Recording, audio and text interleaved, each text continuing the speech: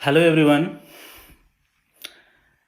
आज हम डिस्कस करेंगे कुछ important numericals related to what we have studied in the last 2 lectures of per unit analysis. पिछले lecture में हमने देखा किस तरह से किसी पावर सिस्टम को हम डील करेंगे इन पर यूनिट सिस्टम, है ना, किस तरह से कन्वर्ट करेंगे। लास्ट लेक्चर में देखा था आपने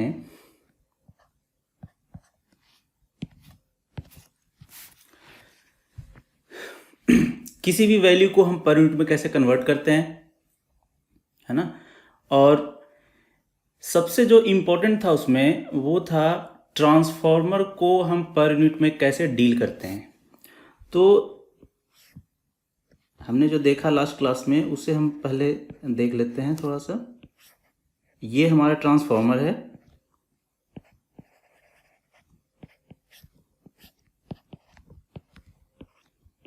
ये है ट्रांसफॉर्मर। जब कहीं भी ये ट्रांसफॉर्मर पावर सिस्टम में कनेक्टेड होता है तो प्रॉब्लम कहाँ पे आता है एनालिसिस में कि ट्रांसफॉर्मर के दोनों साइड जो वोल्टेज लेवल है वो डिफरेंट है, करंट लेवल है वो डिफरेंट है। तो एनालिसिस में रेफर करना पड़ता है आइदर टू प्राइमरी साइड और टू सेकेंडरी साइड। और नंबर ऑफ ट्रांसफॉर्मर्स अगर ज़्यादा रहेंगे तो ऑब्वियसली बार बार रेफरिंग करना इज ए कॉम्प्लेक्स टास्क, ठीक है। तो उसके लिए हमने पर यूनिट एनालिसिस का हेल्प लिया। पर यूनिट एनालिसिस से हेल्प करेंगे तो वो बिल्कुल आसानी से होगा। कैसे आसानी से होगा वो हम यहाँ पे समझ लेते हैं। फॉर ट्रांसफॉर्मर, ये ट्रांसफॉर्मर में था primary current I1, secondary current I2, ठीक है। अब देखिए इन पर यूनिट में जब हम इसे एनालाइज कर रहे थे तो हमारे पास क्या रिजल्ट आया था, I1 per unit is equal to I2 per unit.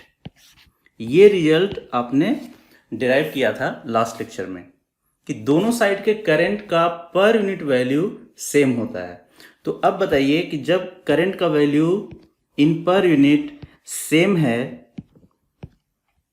यहाँ जो करंट आ रहा है और यहाँ जो करंट जा रहा है, अगर ये दोनों वैल्यू सेम हो जाए इन पर यूनिट तो क्या हम ये दोनों पॉइंट को, ये जो दोनों पॉइंट है, ये पॉइंट और ये पॉइंट, क्या इन दोनों को हम आपस में कनेक्ट कर सकते हैं?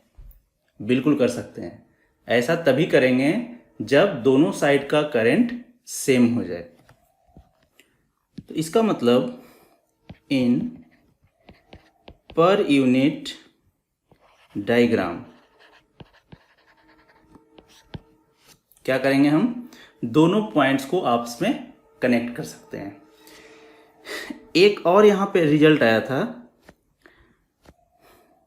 Z01 per unit is equal to Z02 per unit.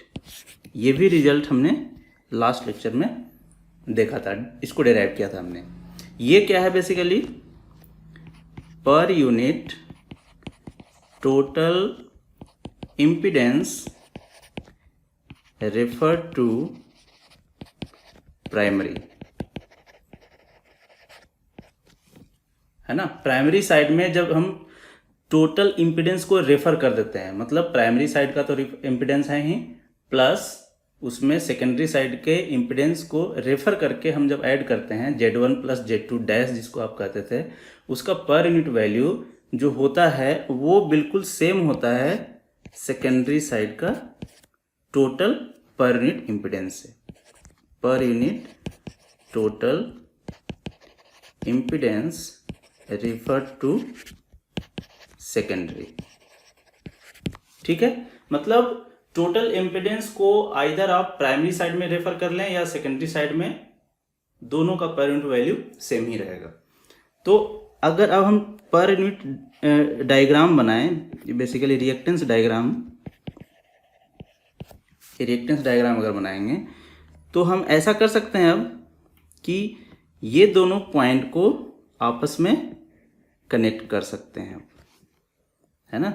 तो हम इस ट्रांसफॉर्मर को इस तरह से रिप्लेस कर सकते हैं। ये हो जाएगा, अगर सिर्फ रिएक्टेंस अगर लिखना है हमें तो जेड नॉट या जेड पर यूनिट से लिख सकते हैं। इसके वैल्यू को हम जेड पर यूनिट भी लिखे थे, है ना। ये जेड पर यूनिट बेसिकली क्या है, पर यूनिट टोटल रिएक्टेंस। इसको आप याद रखिएगा, ये टोटल रिएक्टेंस है, not only primary side reactance और secondary side reactance. Total reactance referred to any side, किसी भी साइड में आप कर लें वो सेम ही रहेगा वैल्यू। और करंट दोनों सेम है, इसीलिए आप इस तरह का डायग्राम बना सकते हैं। मतलब करंट का वैल्यू कितना है, I1 पर यूनिट, और यहाँ I2 पर यूनिट, और ये दोनों वैल्यू सेम है, I1 पर unit equal to I2 per unit. तो हम इसको डायरेक्टली लिख सकते हैं, इसको चेंज करके I पर यूनिट, क्योंकि दोनों वैल्यू सेम ही है। तो हम इस ट्रांसफार्मर को ऐसे रिप्लेस कर सकते हैं। तो पर यूनिट में ये बहुत ही इंपॉर्टेंट कॉन्सेप्ट है, ये इंपॉर्टेंट टूल है कंप्लीट पावर सिस्टम को एनालाइज करने का, ठीक है। तो अब ये जब समझ गए हैं तो अब हम एक इंपॉर्टेंट न्यूमेरिकल्स है, इसको हम सोल्व करने की कोशिश करते हैं।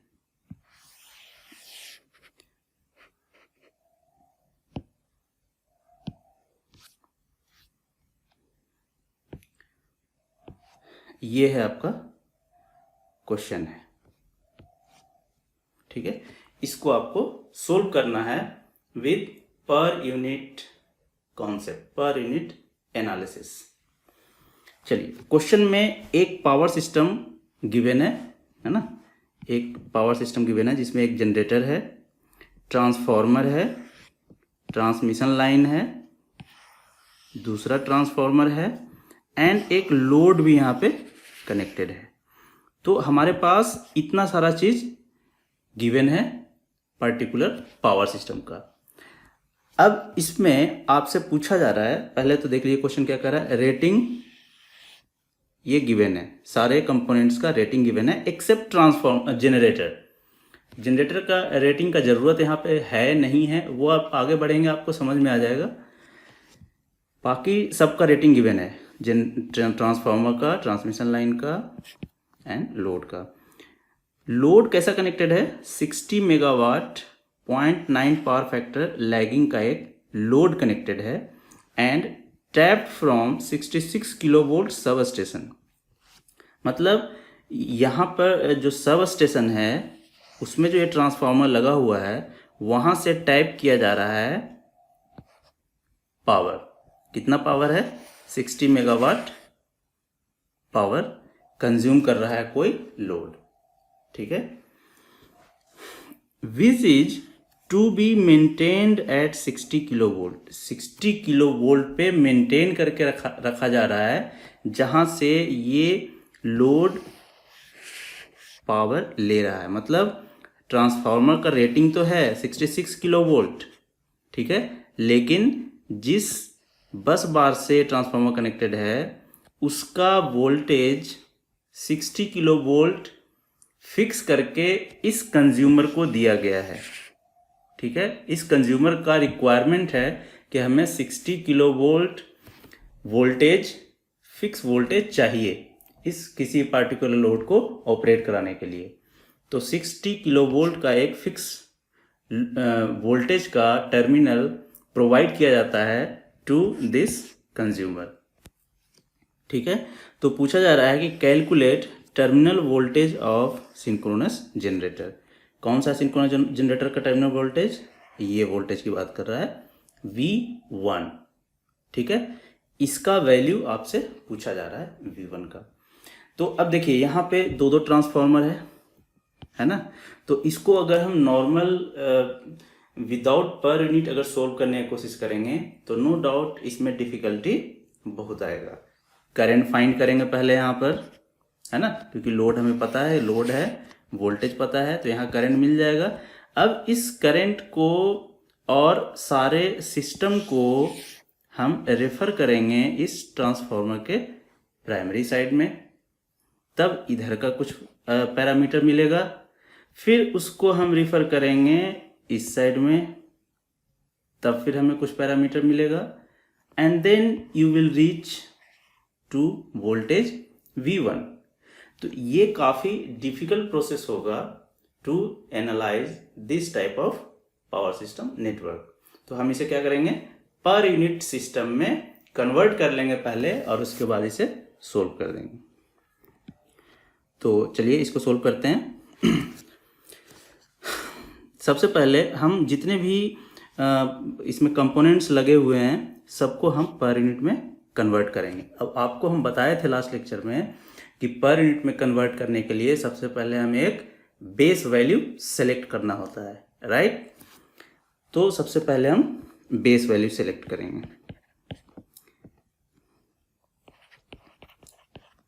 सिलेक्शन ऑफ बेस वैल्यू, ठीक है, बेस वैल्यू सेलेक्ट करते हैं। बेस MVA, है ना, जिसको हम इस तरह लिखते हैं MVA base is equal to, कौन सा, आप कोई सा भी सिलेक्ट कर सकते हैं। बेस MVA आप कितना भी आप अपनी तरफ से रख सकते हैं, 1 MVA, 1000 MVA, 100 MVA, जो भी आपको सूटेबल लगता है। लेकिन आप बिल्कुल स्मार्टली इसको सेलेक्ट करेंगे कि जिससे हमें कैलकुलेशन में मिनिमम जो डिफ़िकल्टी है वो आए, है ना, ज़्यादा कैलकुलेशन हमें ना करना पड़े। तो हम ऐसा करते हैं, आप इसको भी फॉलो कीजिएगा, कि जब भी हम MVA सेलेक्ट करते हैं तो एक तो सबसे जो बड़ा MVA वैल्यू है इस कंप्लीट पावर सिस्टम में, उस वैल्यू को हम बेस MVA सेलेक्ट कर लेते हैं। सेकेंड थिंग, जो जितना ज़्यादा रिपीटेड वैल्यू है उसको भी आप सेलेक्ट कर सकते हैं, है ना। तो ये सब कुछ टेक्निक्स होते हैं जो आप जब क्वेश्चन सोल्व करने लगेंगे, प्रैक्टिस करेंगे, तो आपको खुद आइडिया लगने लग जाएगा कि कौन सा वैल्यू को बेस वैल्यू लेना बेटर होगा। तो यहाँ पे देखिए 100 MVA यहाँ भी है, 100 MVA यहाँ भी है, तो हम इसको 100 MVA ही सेलेक्ट कर लिए बेस वैल्यू 100 MVA। अब बेस किलोवोल्ट, है ना, बेस किलोवोल्ट करने का मतलब वोल्टेज आपको सेलेक्ट करना है, बेस वैल्यू ऑफ वोल्टेज, और जनरली वोल्टेज किलोवोल्ट में ही है। ये जो भी रेटिंग गिवन है, देखिए रेटिंग जो भी गिवन है वो किलोवोल्ट में है ना। तो हम इसीलिए बेस किलोवोल्ट ही उसको बोल देते हैं। पावर जो अपरेंट पावर है MVA में, एंड वोल्टेज किलोवोल्ट में, ठीक है। इसे हम कहते हैं KV बेस। ये आप क्या सेलेक्ट करेंगे, ये जब भी इस तरह का आपको सिचुएशन मिले पावर सिस्टम में, कितना भी ट्रांसफार्मर है, तो आप डायरेक्ट इसको लिख सकते हैं voltage level of transformer. Transformer का जो वोल्टेज लेवल है वही हमारा बेस किलोवोल्ट सेलेक्ट हो जाएगा, है ना। ऐसा आपने सेलेक्ट किया है कि ट्रांसफार्मर का जो वोल्टेज है वही बेस वोल्टेज हम कंसीडर करेंगे, ठीक है। मतलब उस ट्रांसफार्मर के प्राइमरी साइड का जो वोल्टेज है वो बेस वोल्टेज हो जाएगा उस जोन के लिए। अब देखिए यहाँ पे आप इसको चाहें तो डिफरेंट जोन में भी समझ सकते हैं। अब सपोज हम इसे सेलेक्ट करके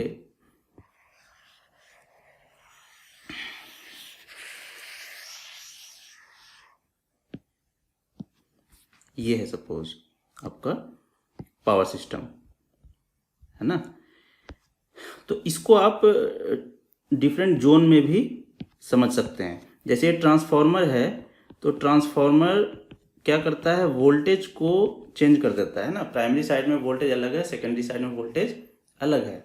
ये ट्रांसफॉर्मर भी वोल्टेज लेवल को चेंज कर देता है। तो आप एक जोन इसको कह सकते हैं इधर, है ना, दूसरा जोन ये हो गया और तीसरा जोन ये हो गया जिधर लोड लगा हुआ है। ठीक है, तो इधर जो आप इस जोन के लिए, ये जोन 1 अगर है, जोन 2, जोन 3, ये सिर्फ समझने के लिए मैं बता रहा हूँ स्टार्टिंग में। अदरवाइज जब आप यूज टू हो जाएंगे, जब डिफरेंट टाइप्स के क्वेश्चन आप सोल्व करेंगे तो ये सब करने की जरूरत नहीं पड़ेगी आपको। स्टार्टिंग में समझने के लिए ये सब चीज़ें समझ लीजिए आप। तो जोन 1 में जो किलो वोल्ट बेस होगा उसका वैल्यू कितना हो जाएगा, देखिए हमने यहाँ पे लिखा है वोल्टेज लेवल ऑफ ट्रांसफॉर्मर ही केवी बेस होगा। तो इस ट्रांसफॉर्मर का, ये जो ट्रांसफॉर्मर है इसका, ये जोन 1 क्या है, basically primary side of transformer है ना। तो जो भी प्राइमरी साइड ऑफ ट्रांसफॉर्मर का वोल्टेज लेवल होगा वही क्या कहलाएगा, उस साइड का बेस किलो वोल्ट, है ना, पूरे यहां से यहां तक के सिस्टम के लिए। तो इसका जो बेस किलो वोल्ट हो जाएगा वो हो जाएगा 11 kilo volt. Similarly this side, यहां से यहां देखिए, ये जो ट्रांसफॉर्मर है, ट्रांसफॉर्मर का इधर प्राइमरी और इस ट्रांसफॉर्मर का सेकेंडरी, यहां से यहां तक जोन 2 में आ रहा है। और दोनों का देखिए वोल्टेज लेवल 220 किलो वोल्ट दोनों साइड है ना। तो यही हो जाएगा इसका बेस 220 किलो वोल्ट। ठीक है, मतलब इस जोन में अगर हमें कहीं भी बेस वोल्टेज की ज़रूरत पड़ेगी तो आप इस वोल्टेज को कंसीडर करेंगे, ये भी बेस वोल्टेज है। Similarly this side kilo volt base कितना हो जाएगा, ऑलवेज ट्रांसफॉर्मर का, हमने लिखा ही है ट्रांसफॉर्मर का वोल्टेज, इस वोल्टेज को नहीं ले लेना है ना। ये वोल्टेज हमारा बेस वैल्यू नहीं है, बेस वैल्यू ट्रांसफॉर्मर का वोल्टेज लेवल। देखिए हमने लिखा है यहाँ पे ट्रांसफॉर्मर का वोल्टेज लेवल है, तो ये है ट्रांसफॉर्मर का वोल्टेज लेवल 66 किलो वोल्ट। तो यहाँ पे 66 किलो वोल्ट हो जाएगा इस जोन 3 का बेस केवी। अब बिल्कुल आसान हो गया। अब देखिए इसको हम आसानी सोल्व करते हैं। तो इस जनरेटर का तो कुछ डेटा हमें गिवन है नहीं, है ना, तो उस पर हम फोकस नहीं करेंगे। ठीक है, ये ट्रांसफॉर्मर का है, तो फॉर इसे हम कर क्या रहे हैं बेसिकली, यहाँ पे convert all the quantity of different component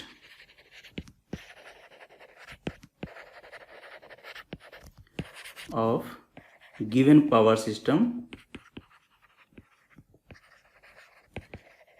in per unit. Per unit में हम कन्वर्ट कर रहे हैं सारे कंपोनेंट्स के पैरामीटर को, क्वांटिटीज को। तो देखिए फॉर T1 कहने का मतलब ये ट्रांसफॉर्मर है ना, ट्रांसफॉर्मर में बार बार ट्रांसफॉर्मर लिखना थोड़ा वो है, डिफिकल्ट है। तो T1 से आप लोग समझ जाएंगे कि ट्रांसफॉर्मर फर्स्ट ट्रांसफॉर्मर की बात हो रही है। तो इस ट्रांसफॉर्मर का पर यूनिट वैल्यू, अब देखिए मेनली हम करेंगे क्या, हमारा टारगेट क्या है, ये कंप्लीट पावर सिस्टम जो गिवन है, इस पावर सिस्टम का पर यूनिट रिएक्टेंस डायग्राम बनाना। ठीक है, जैसे आपने ये बनाया यहाँ पर, इस ट्रांसफॉर्मर का ये जो डायग्राम बनाया आपने, ये भी क्या है, पर यूनिट रिएक्टेंस डायग्राम है। सिर्फ एक ट्रांसफॉर्मर की बात यहाँ पे हुई थी। इसी तरह से जैसा ये बनाया हुआ है, हम पूरे पावर सिस्टम का, ये पूरा जो पावर सिस्टम है, इस पावर सिस्टम का पर यूनिट रिएक्टेंस डायग्राम बनाएंगे। तो सारे रिएक्टेंस को पर यूनिट में कन्वर्ट करके आपको शो करना है वहाँ पे। तो ट्रांसफॉर्मर T1 का देखिए, X का वैल्यू कितना गिवन है, x इक्वल टू, है ना, ये है, आप इसको ऐसे कर सकते हैं, x t1, है ना, 0.1 per unit. 10% means 0.1 per unit. इसको आप चाहें तो यहाँ पे स्टार्टिंग में लिख लें। ये कितना गिवन है? 10%। इसका मतलब है 0.1, यही पर यूनिट वैल्यू है। लेकिन ये जो पर यूनिट वैल्यू है वो किस बेस पे है? ऑन बेस किस पे है? ये देखिए 10 MVA और ये जो वोल्टेज लेवल है इस पे, इस MVA और इस किलो वोल्ट पे ये जो 10% गिवन है, इसको आप ध्यान से समझिएगा। 10% जो गिवन है किसी ट्रांसफार्मर का, वो क्या है, क्या किस बेस, क्योंकि ये भी पर यूनिट है। 10% मीन्स देखिए यहाँ पे 0.1 पर यूनिट। जैसे ही पर यूनिट हो गया तो जरूर वो किसी बेस पे पर यूनिट कैलकुलेट किया गया होगा। तो किस बेस पे है? अपने बेस पे, जो उसका रेटिंग है उसी के बेस पे वो पर यूनिट वैल्यू गिवन है। समझ गए? तो 100 MVA base, 100 MVA and transformer voltage, है ना। ट्रांसफार्मर का जो वोल्टेज है वो बेस केवी है और 100 MVA जो ट्रांसफार्मर का रेटिंग है वो बेस MVA है। उसी पे ये पर यूनिट वैल्यू कैलकुलेट किया गया है। ठीक है। तो अब देखिए x t1, इसको ऐसे लिख लें, per unit reactance of T1 on किस वोल्टेज पे? आपको किस वोल्टेज पे कैलकुलेट करना है? इस पे कैलकुलेट करना है। ये वैल्यू है वो, है ना। आपने जो सेलेक्ट किया है बेस वैल्यू वो ये है। तो इस पे सारे जो क्वांटिटी है उसको पर यूनिट में कन्वर्ट करना है ना। कॉमन बेस, ये क्या है? बेसिकली कॉमन बेस है। ये है कॉमन बेस जो सबके लिए सेम रखना है। ठीक है। तो देखिए किस पे है वो वैल्यू, वो भी 100 MVA है और एंड ट्रांसफॉर्मर वोल्टेज है। ठीक है ना। देखिए ध्यान से इसको, ये भी 100 MVA है यहाँ पर और ट्रांसफॉर्मर वोल्टेज है। यही वैल्यू आपने बेस वोल्टेज, बेस क्वांटिटी इसी को सेलेक्ट किया है। तो इसका मतलब है कि पहले से भी वो 100 MVA पे था और आपको कैलकुलेट भी 100 MVA एंड ट्रांसफॉर्मर वोल्टेज पे ही करना था। तो इसका मतलब है कि इसका जो x t1 पर यूनिट जो न्यू वैल्यू होगा, इतना लिखना क्या है, इसको ऐसे ही रहने देते हैं, x t1 न्यू, है ना, ये वैल्यू भी उतना ही रह जाएगा 0.1 पर यूनिट, है ना। कोई चेंज नहीं आएगा क्योंकि जिस बेस पे वो गिवन है उस सेम बेस आपने कंसीडर भी किया है बेस वैल्यू। तो दोनों बेस क्वांटिटी सेम है, तो इसका मतलब पर यूनिट वैल्यू भी सेम रहेगा। सिमिलरली फॉर T2, अब T2 के लिए देखिए x T2 कितना है? 8% है। 8% मतलब 0.08 पर यूनिट ऑन बेस किस पे? 100 MVA again and transformer voltage. ठीक है। 100 MVA एंड ट्रांसफॉर्मर वोल्टेज कहने का मतलब आपको बिल्कुल क्लियर होना चाहिए कि प्राइमरी साइड में जो वोल्टेज है उस वोल्टेज को भी आप ले सकते हैं, सेकेंडरी साइड का जो वोल्टेज है उस वोल्टेज को भी ले सकते हैं। कोई सा भी वोल्टेज को लेकर आप कैलकुलेट करेंगे तो बिल्कुल सेम ही रिजल्ट आएगा। ट्रांसफॉर्मर वोल्टेज कहने का मतलब ये है।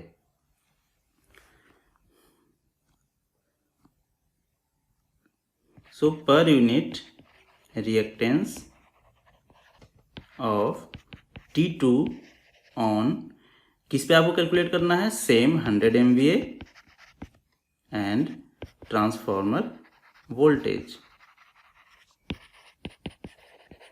तो सेम ही है ये वैल्यू और ये वैल्यू दोनों सेम है। सो यहाँ पे XT2 जो न्यू वैल्यू भी होगा वो ही सेम ही रह जाएगा, कोई चेंज इसमें नहीं मिलेगा आपको, दोनों पर यूनिट वैल्यू सेम रहेगा। फॉर ट्रांसमिशन लाइन, नेक्स्ट क्या है, ट्रांसमिशन लाइन। ठीक है, इसमें देखिए ट्रांसमिशन लाइन के लिए गिवन क्या है, देखिए यहाँ पे X इक्वल टू 150 ओम, ओम में गिवन है वैल्यू रिएक्टेंस।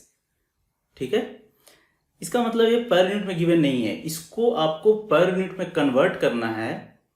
किस बेस को कंसीडर करके, ये बेस है, इसको कंसीडर करके आपको इस ओम में जो वैल्यू है इसको पर यूनिट में कन्वर्ट करना है। यहाँ पे बिल्कुल आप अच्छे से ध्यान से देख लेंगे आप। ठीक है, ओम में वैल्यू गिवन है, इसको कन्वर्ट करना है पर यूनिट में, और पर यूनिट में कन्वर्ट करने के लिए आपको बेस की जरूरत पड़ेगी। तो बेस वैल्यू कौन सा लेना है, जो कॉमन बेस आपने यहाँ पे सेलेक्ट किया है। तो चलिए x TL transmission line, TL हम कह देते हैं इसे, पर यूनिट। ठीक है, तो क्या हो जाएगा, XTL ओम में जो वैल्यू है डिवाइडेड बाय Z बेस, ये भी ओम में रहेगा, है ना। यही होता है पर यूनिट वैल्यू।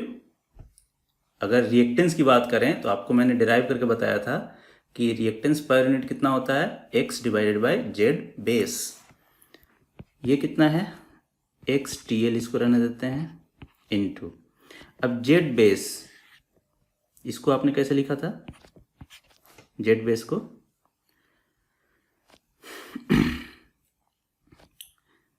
आप याद कीजिए, MVA base divided by KV base whole square.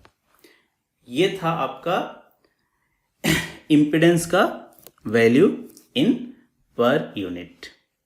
ठीक है, फॉर ट्रांसफॉर्मर। ठीक है, ये है।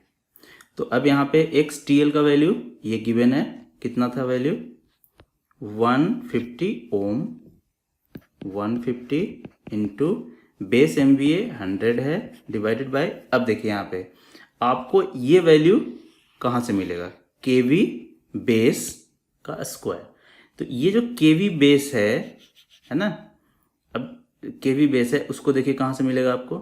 देखिए आप किस जोन की बात कर रहे हैं, ट्रांसमिशन लाइन इस जोन में है ना, जोन 2 में। तो इस जोन में जो KV बेस है वो कितना रहेगा, ये देखिए पहले ही आपने स्पेसिफाई कर दिया है, 220 किलो वोल्ट। समझ गए, तो 220 किलो वोल्ट हो जाएगा उस रीजन के लिए बेस KV।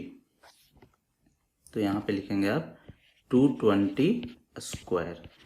एक चीज और ध्यान दीजिएगा, यहाँ पे ये जो वैल्यू है MVA, ये क्या है, 3 फेज MVA। ये क्या है, लाइन वोल्टेज। ठीक है, ये क्या होता है, पर फेज रिएक्टेंस, या इम्पिडेंस भी अगर कैलकुलेट करेंगे तो वो पर फेज ही रहेगा। तो इससे कंफ्यूज नहीं होना है आपको कि ये तो पर फेज में होता है और यहाँ आप 3 फेज का ले रहे हैं, लाइन वोल्टेज ले रहे हैं। ठीक है, ये डिराइव किया था मैंने, उस समय आपको बताया था कि पर फेज रिएक्टेंस या इम्पिडेंस ही कैलकुलेट करते हैं, लेकिन हम जितना भी रेटिंग होता है वो लाइन का रेटिंग होता है, line to line 3 phase rating होता है हमारे पास।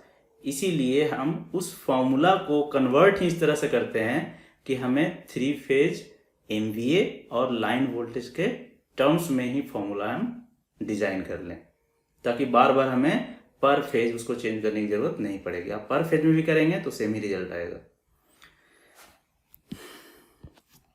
तो ये वैल्यू कितना मिल जाएगा आपको 150 इंटू, जब इसे आप कैलकुलेट करेंगे तो ये हो जाएगा 0.31 पर यूनिट। ये हो जाएगा ट्रांसमिशन लाइन का पर यूनिट रिएक्टेंस। ठीक है, अब देखिए हमें सबका हमने पर यूनिट वैल्यू कैलकुलेट कर लिए, ट्रांसफार्मर T1 का भी, T2 का भी और ट्रांसमिशन लाइन का भी। ठीक है, तो इसका हम पर यूनिट डायग्राम बना सकते हैं, रिएक्टेंस डायग्राम। एक चीज और यहाँ पे देखिए, यहाँ पे क्वेश्चन में कहा गया है कि लोड जो कनेक्टेड है वो लोड ऐसे टर्मिनल से पावर ले रहा है जिस टर्मिनल का वोल्टेज लेवल बिल्कुल फिक्स है 60 किलो वोल्ट। ये फिक्स करके देना है उसे, कंज्यूमर का रिक्वायरमेंट है। तो आपको क्या करना पड़ेगा, इस वोल्टेज लेवल को भी पर यूनिट में कन्वर्ट करना पड़ेगा। ये जो पावर कंज्यूम कर रहा है इसको भी पर यूनिट में कन्वर्ट करना पड़ेगा, क्योंकि हम सारा एनालिसिस पर यूनिट में कन्वर्ट कर रहे हैं। ठीक है, तो अब यहाँ पे ये भी हम साथ साथ कर लें। Per unit value of load, ठीक है, per unit value of load, जो भी लोड कनेक्टेड है उसका पर यूनिट में क्या वैल्यू होगा। तो देखिए P 3 फेज है ना, ये क्या है बेसिकली 3 फेज रियल पावर है ना। ये कितना गिवन है 60 MW मेगावाट, 60 मेगावाट। ये देखिए यहाँ पे 60 मेगावाट लोड गिवन है, इसको पर यूनिट में कन्वर्ट करना है। तो हम इसको लिख सकते हैं P 3 फेज पर यूनिट। ठीक है, कितना हो जाएगा, हम जो डिराइव किए थे फॉर्मूला उसको आप उसको देखिए आप बैक जाकर। तो जो 3 फेज पावर है डिवाइडेड बाय बेस MVA है ना, एस 3 फेज बेस वैल्यू, या आप इसे ऐसा भी लिख सकते हैं 3 phase real power divided by MVA base.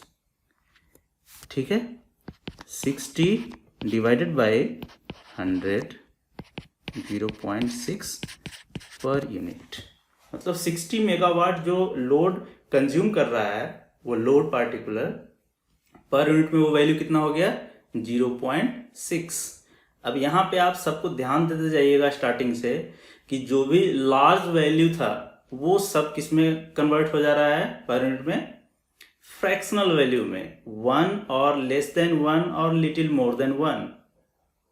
ठीक है, तो अब इतने छोटे छोटे क्वांटिटी को एनालाइज करना, कैलकुलेशन में लाना बिल्कुल ही आसान है।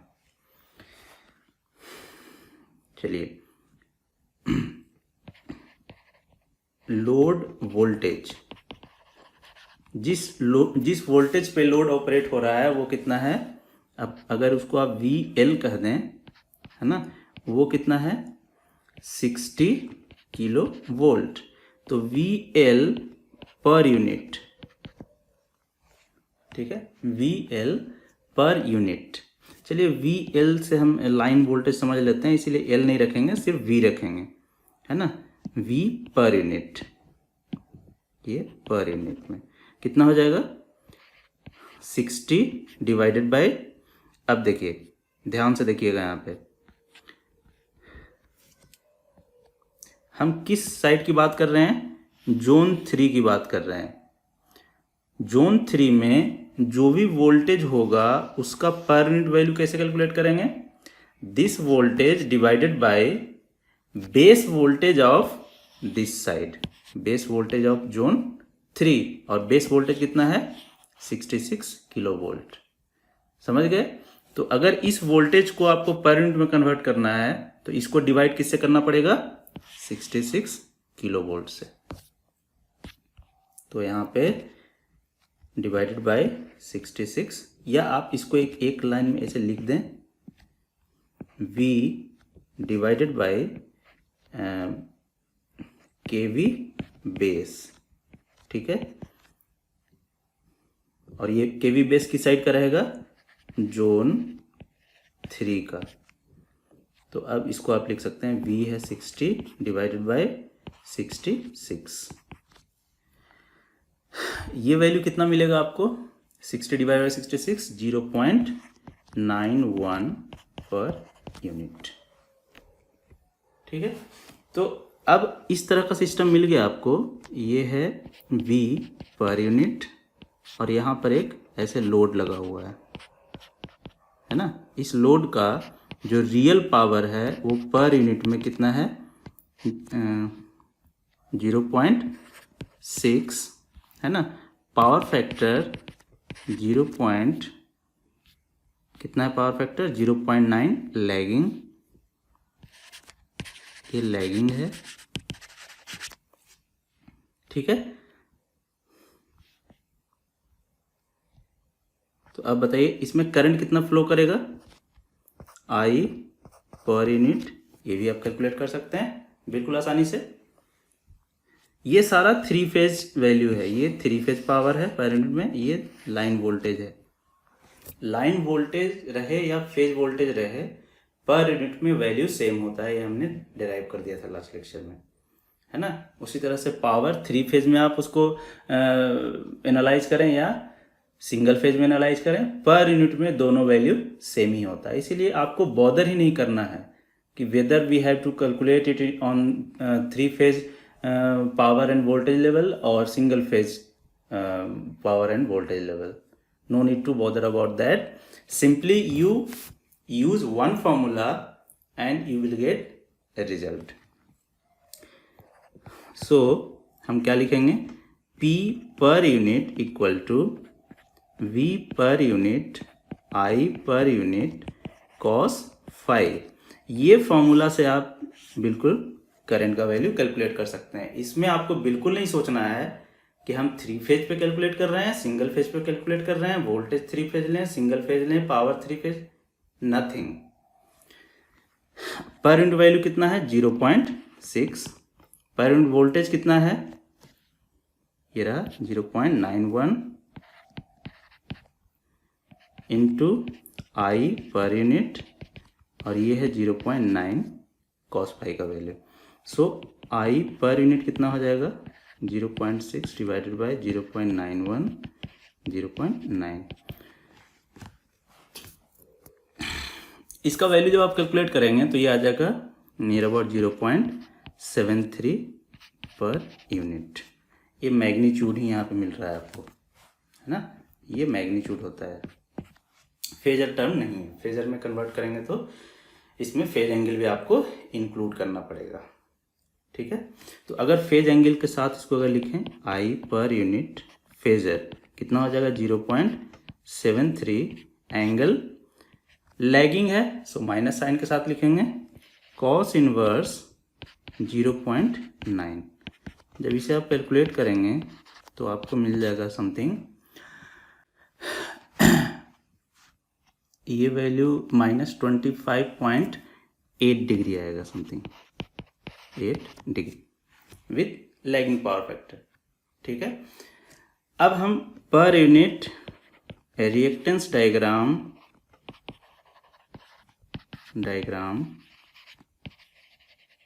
ऑफ गिवन पावर सिस्टम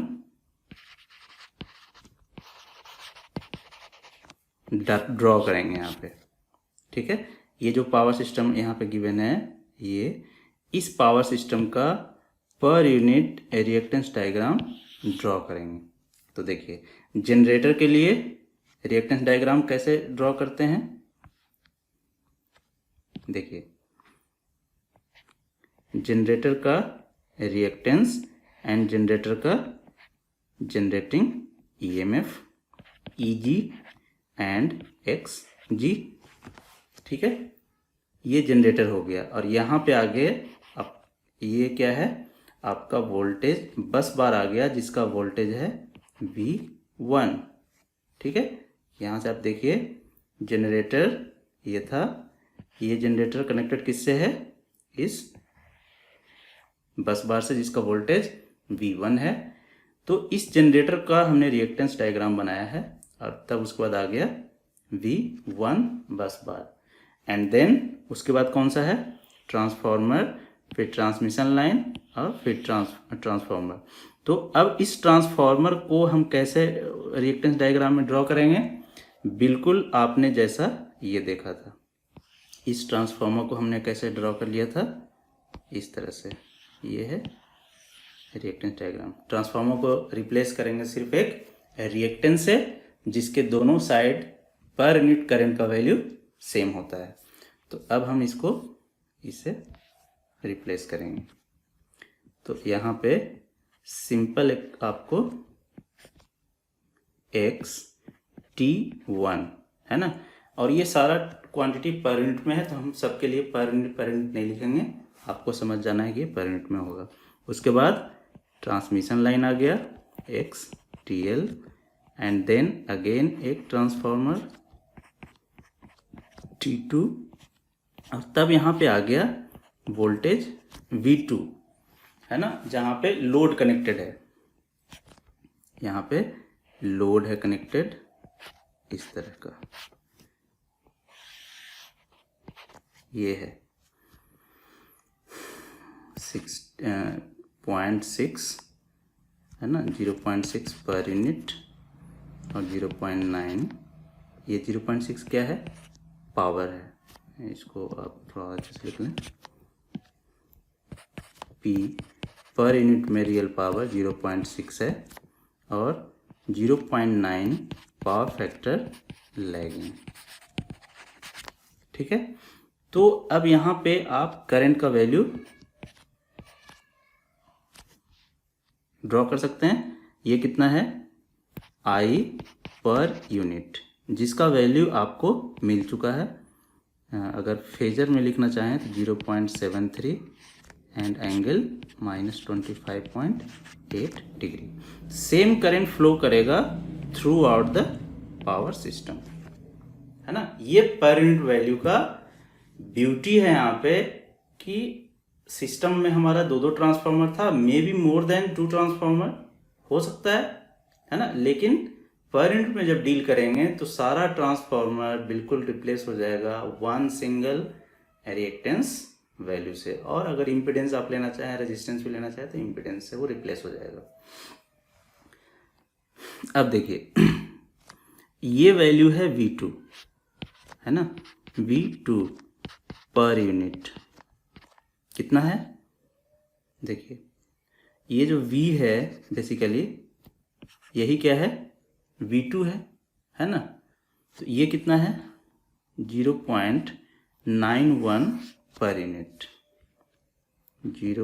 इसको आप लिख लें, V2 पर यूनिट कितना है 0.9, यहाँ से यहाँ तक का ऐसे। इस जो ये बस बार है इसका वोल्टेज इन पर यूनिट, और ये क्या है V1 पर यूनिट, जिसका वैल्यू आपको कैलकुलेट करना है, but you have to calculate in kilo volt. ठीक है, तो सबसे पहले हम पर यूनिट में कैलकुलेट करेंगे और उसको कन्वर्ट कर देंगे एक्चुअल वैल्यू में जो किलो वोल्ट है। तो बिल्कुल आसान हो गया। देखिए अब एक सिंपल सा नेटवर्क बन गया है जिसमें हम यहाँ से यहाँ तक एक KVL अप्लाई कर देंगे ऐसे, और आपको रिजल्ट मिल जाएगा। So V1 per unit, this voltage is equal to this voltage V2 per unit है ना, प्लस, ठीक है, I पर यूनिट इनटू सारे रिएक्टेंस का सम। तो तो रिएक्टेंस में देखिए हम जे लगाना छोड़ दिए हैं, मतलब हर जगह हम कहीं नहीं जे लगा रहे हैं, लेकिन आपको जब कैलकुलेशन में आप उसको ले जाएंगे तो जे वहाँ पे लगा कर करना है ना, क्योंकि वो रिएक्टेंस है, इंडक्टेंस है, इंडक्टेंस फेजर फॉर्म में जे के साथ आएगा। सो ये हम लिखेंगे J X T one plus J X T L plus J X T to.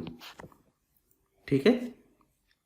अब इसको आप ध्यान रखिएगा, जब भी आप एनालिसिस कीजिएगा इस तरह से, ऐसा सिस्टम हो नेटवर्क जिसमें लोड लगा हुआ है, लोड टर्मिनल वोल्टेज भी रहेगा, तो लोड का जो टर्मिनल वोल्टेज है उसको आप रेफरेंस फेजर मानिएगा। ठीक है, मतलब मोस्ट ऑफ द टाइम जब ऐसे सोल्व करेंगे आप तो बिल्कुल कोई प्रॉब्लम नहीं आएगा, बिल्कुल आसानी से सोल्व होगा।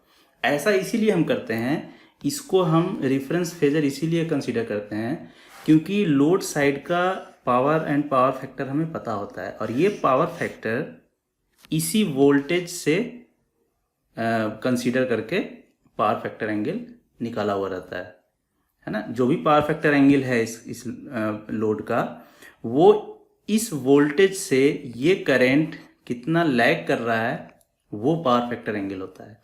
तो इसीलिए हम इसी को रेफरेंस मान लेते हैं। तो इसके रिस्पेक्ट में जो भी पावर फैक्टर एंगल है वो पावर फैक्टर एंगल के साथ ये करंट का वैल्यू मिल जाता है हमें, है ना। तो इसीलिए हम इसको रेफरेंस मानकर चलते हैं, लोड जो टर्मिनल जो होता है उसके वोल्टेज को रेफरेंस मानते हैं। तो इसको आप भी फॉलो कर सकते हैं। तो बताइए V2 पर यूनिट ये कितना था 0.9, और इसको हम रेफरेंस मान रहे हैं 0 डिग्री, रेफरेंस मीन्स 0 डिग्री हो गया, plus I per unit phasor form में, ये देखिए ये वैल्यू है I पर यूनिट, तो हो गया 0.73 एंगल माइनस 25.8 डिग्री। और इसको जब आप ऐड करेंगे सारे रिएक्टेंस को, है ना, तो वो वैल्यू आपको मिल जाएगा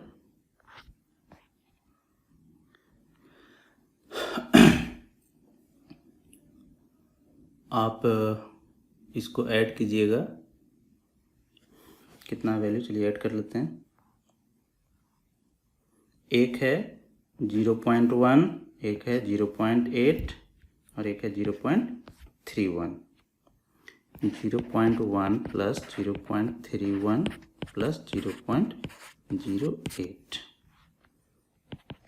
0.9, है ना। कुछ नहीं लिखे, अगर ऐसे लिख दिया तो इसका मतलब है कि वही रेफरेंस है, प्लस 0.73, है ना,